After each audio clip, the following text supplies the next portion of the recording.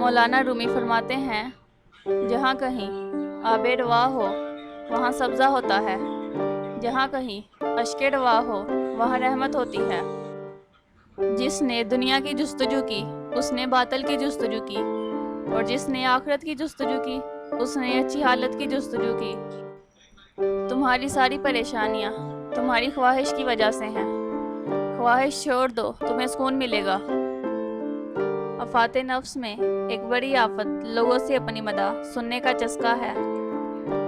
انسان کے افکار اس کی زندگی کے انداز کو متعین کرتے ہیں۔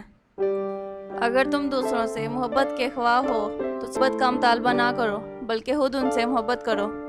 جس شخص کے اپنے عمل حیوانوں کے ہوتے ہیں وہ شریف النفس انسانوں کے بارے میں بھی بدگمانی سے کام لیتا ہے۔